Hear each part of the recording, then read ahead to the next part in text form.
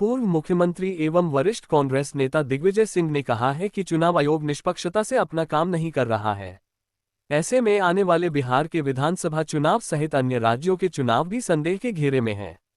हाल ही में उनके नेता राहुल गांधी ने जो बेंगलुरु की महादेवपुरा विधानसभा सीट में 1 लाख से ज्यादा फर्जी वोटर का घोटाला पकड़ा है, उससे चुनाव आयोग की भूमिका संदिग्ध हो गई है।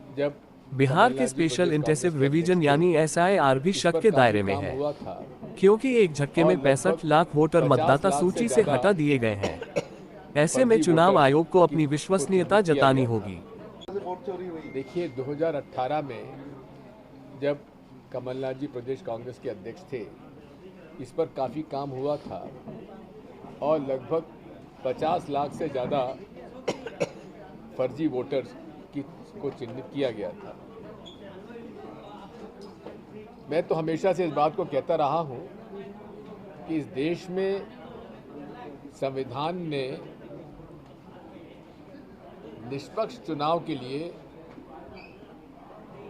एक संस्था, हमारे संविधान में उसका उल्लेख किया गया, माननीय चुनाव आयोग। उनका प्रथम कर्तव्य यह है कि वे इस देश के एक अच्छे स्वस्थ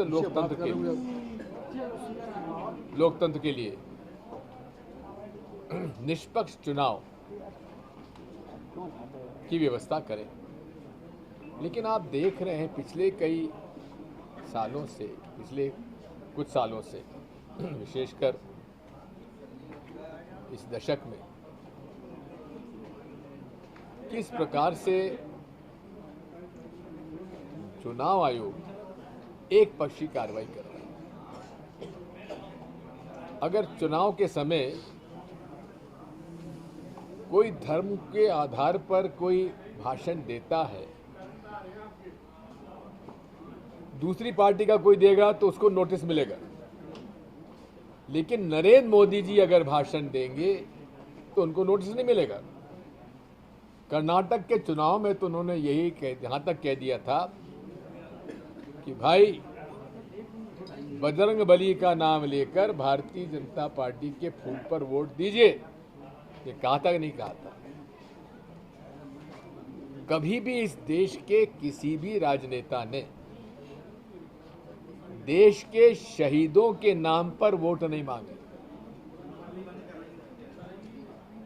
अब पुलवामा की घटना पर भी प्रधानमंत्री जी ने कहा कि उन शहीदों के नाम पर वोट भाजपा को वोट दीजिए।